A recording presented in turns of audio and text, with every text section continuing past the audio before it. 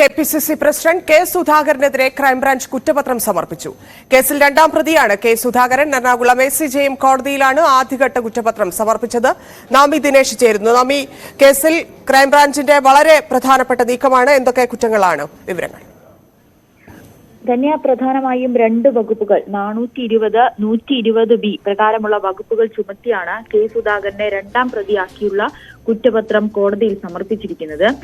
ഈ കുറ്റപത്രത്തിൽ പറയുന്ന പ്രധാനപ്പെട്ട കുറ്റങ്ങൾ ഇങ്ങനെയാണ്. അതായത് മോൻസൺ മാവുങ്കലുമായി ചേർന്ന് സാമ്പത്തിക തട്ടിപ്പ് നടത്താൻ ഗൂഢാലോചന നടത്തി, മോൻസൺ വ്യാജ ഡോക്ടറാണെന്ന് അറിഞ്ഞിട്ടും അത് മറച്ചുവെച്ചു, പുരാവസ്തു അല്ലെന്നറിഞ്ഞിട്ടും തട്ടിപ്പിൽ പങ്കാളിയായി തുടങ്ങിയ കാര്യങ്ങളാണ് കുറ്റപത്രത്തിൽ പ്രധാനമായും പറയുന്നത്. ഡിജിറ്റൽ തെളിവുകൾ സഹിതം കോടതിയിൽ ഹാജരാക്കിക്കൊണ്ടാണ് ഈ കുറ്റപത്രം സമർപ്പിച്ചിരിക്കുന്നത്. എന്തായാലും തിരഞ്ഞെടുപ്പ് കൂടി അടുക്കുന്ന സാഹചര്യത്തിൽ കണ്ണൂരിൽ നിന്നും കെ സുധാകരൻ സ്ഥാനാർത്ഥിയാകുമെന്നൊക്കെ സൂചനകൾ വരുന്ന ഒരു സാഹചര്യത്തിലാണ് ഇത്തരത്തിലൊരു കുറ്റപത്രം കോടതിയിൽ സമർപ്പിച്ചിരിക്കുന്നത്. ഇത് വലിയ രാഷ്ട്രീയമായ ഒരു ചർച്ചയ്ക്ക് തന്നെ വഴിവെക്കാനുള്ള ഒരു സാഹചര്യമാണ് മുന്നോട്ട് നീങ്ങുന്നതും. ഈ മോൻസൺ മാവുങ്കലിന്റെ വീട്ടിൽ നിന്നും ഈ പരാതിക്കാർ 25 ലക്ഷം രൂപ മോൻസൺ മാവുങ്കലിനെ കൈമാറുമ്പോൾ ആ സമയത്ത് കെ സുധാകരൻ അവിടെ ഉണ്ടായിരുന്നുവെന്നും മോൻസൺ മാവുങ്കലിന്റെ ചില സാമ്പത്തിക ഇടപാടുമായി ബന്ധപ്പെട്ട് MP കൂടിയായ സുധാകരൻ ഡൽഹിയിലെ ചില പിടിപാടുകൾ ഉപയോഗിച്ച് അത് വിട്ടുകിട്ടുന്നതിന് വേണ്ടി 25 ലക്ഷം രൂപ നൽകി. അതിൽ 10 ലക്ഷം രൂപ കെ സുധാകരന് കൈമാറി. ആ കൈമാറുന്ന സമയത്ത് മോൻസൺ മാവുങ്കലിന്റെ ഡ്രൈവർ അജിയും അവിടെ ഉണ്ടായിരുന്നു എന്നുള്ളൊരു സാക്ഷിമൊഴി കൂടി അന്ന് അജി ഡ്രൈവർ ക്രൈംബ്രാഞ്ചിന് മുന്നിൽ വെളിപ്പെടുത്തിയിരുന്നു. ഇതിന്റെ അടിസ്ഥാനത്തിലായിരുന്നു കെ സുധാകരനെ മണിക്കൂറുകളോളം എറണാകുളത്തെ ക്രൈംബ്രാഞ്ച് ഓഫീസിൽ ചോദ്യം ചെയ്യുകയും അന്ന് തന്നെ രാത്രി അറസ്റ്റ് ചെയ്യുകയും മുൻകൂർ ജാമ്യത്തിന്റെ ബലത്തിൽ കെ സുധാകരനെ രണ്ടാം പ്രതിയാക്കിയെങ്കിലും വിട്ടയച്ചിരുന്നു. എന്തായാലും ഇന്ന് ക്രൈംബ്രാഞ്ച് കോടതിയിൽ റിപ്പോർട്ട് സമർപ്പിക്കുമ്പോൾ, കുറ്റപത്രം സമർപ്പിക്കുമ്പോൾ കെ സുധാകരനെ സംബന്ധിച്ച്, UDF-നെ സംബന്ധിച്ച്, കോൺഗ്രസിനെ സംബന്ധിച്ച് രാഷ്ട്രീയമായിട്ടുള്ളൊരു വലിയ പ്രതിസന്ധിയിലേക്കാണ് കടക്കുന്നത്. കെ സുധാകരന്റെ ആദ്യം മുതലുള്ള വാദം ഇത് തനിക്ക് പങ്കാളിയല്ല, മോൻസൺ മാവുങ്കലിനെ ഒരു ചികിത്സയുടെ ഭാഗമായി, സൗന്ദര്യ ചികിത്സയുടെ ഭാഗമായി മാത്രമാണ് മോൻസൺ മാവുങ്കലിനെ കണ്ടിട്ടുള്ളതും പരിചയപ്പെട്ടിട്ടുള്ളതും. അതിനപ്പുറത്തേക്ക് സാമ്പത്തികമായിട്ടുള്ള യാതൊരു ഇടപാടും മോൻസൺ മാവുങ്കലുമായി നടത്തിയിട്ടില്ല എന്ന് സുധാകരൻ ആദ്യം മുതലേ വാദിക്കുമ്പോൾ ഇത്തരത്തിൽ രണ്ടാം പ്രതിയാക്കി കുറ്റപത്രം സമർപ്പിക്കുന്നത് കെ സുധാകരനെ പ്രതിരോധത്തിലാക്കുക കൂടിയാണ്. അതോടൊപ്പം യൂത്ത് കോൺഗ്രസിന്റെ നേതാവ് എബിനെയും മൂന്നാം പ്രതിയാക്കിയിട്ടുണ്ട്. ശരി, ഇതിൽ ഈ ആരോപണം, ഈ മോൻസണിൽ നിന്ന് പണം വാങ്ങി എന്നുള്ള ആരോപണം സുധാകരൻ നേരത്തെ തള്ളിയതാണ്. ഈ അറസ്റ്റിന്റെയും അതിനുശേഷം ജാമ്യം കിട്ടിയതിനു ശേഷമുള്ള ഒക്കെ അദ്ദേഹത്തിന്റെ ഒരു സംസാരവും ആ രീതിയിലായിരുന്നു. അന്ന് ഏറെ ചർച്ച ചെയ്യപ്പെട്ട ഒരു ബോഡി ലാംഗ്വേജ് കൂടി അന്ന് അദ്ദേഹത്തിന് അവിടെ നിന്ന് ഇറങ്ങി പോകുമ്പോൾ ഉണ്ടായിരുന്നു. വളരെ ഭയപ്പെട്ടൊക്കെ നിൽക്കുന്ന അദ്ദേഹത്തെ നമ്മൾ കണ്ടതാണ്. പിന്നെ മാസങ്ങൾക്ക് ശേഷം ഇത് വീണ്ടും കേസ് വരുന്നു. അതും തെരഞ്ഞെടുപ്പ് മുന്നിലുണ്ട്. അപ്പോൾ മത്സരിക്കാൻ താല്പര്യമില്ല എന്ന് കെ സുധാകരൻ പറയുന്ന കാര്യം ഒരു സ്ഥലത്തുണ്ട്. മറ്റൊന്ന്, വലിയ ഭീഷണി നേരിടുന്ന കോൺഗ്രസിന്റെ നിലവിലെ സാഹചര്യം ഉണ്ട്. എങ്ങനെയായിരിക്കും തെരഞ്ഞെടുപ്പിൽ ഈ മോൻസൺ മാവുങ്കൽ കേസ് കോൺഗ്രസിനെ ബാധിക്കാൻ പോകുന്നത്?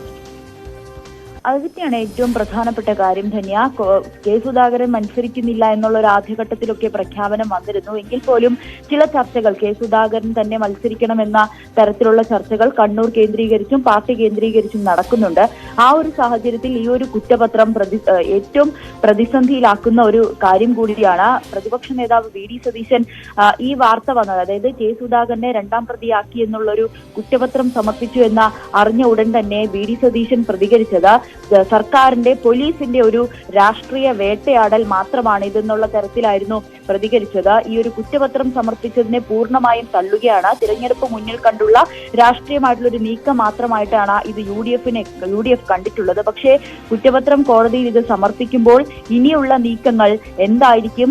കെ സുധാകരന്റെ കുരുക്ക് മുറുകുകയാണോ? കെ സുധാകരൻ ഈ വിഷയവുമായി ബന്ധപ്പെട്ട ഈ ക്രൈംബ്രാഞ്ചിന്റെ ചോദ്യം ചെയ്യൽ, പിന്നീടുള്ള കുറ്റപത്രം സമർപ്പിക്കൽ, ഇതെല്ലാം സംബന്ധിച്ചു വരുമ്പോൾ കെ സുധാകരന്റെ എതിരായിട്ടുള്ള തെളിവുകൾ ശക്തമാകുന്നു.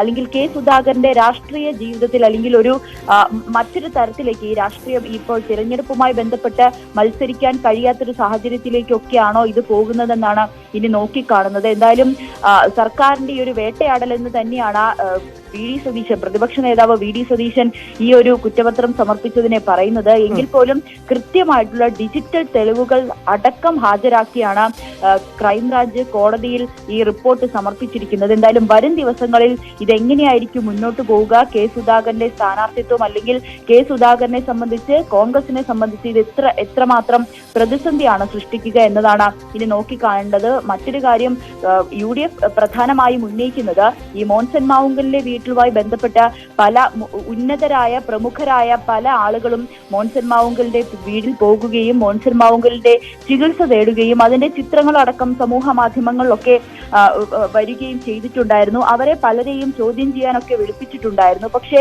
എന്തുകൊണ്ട് കുറ്റപത്രം സമർപ്പിക്കുമ്പോൾ കെ സുധാകരനെ മാത്രം രണ്ടാം പ്രതിയാക്കുന്നു?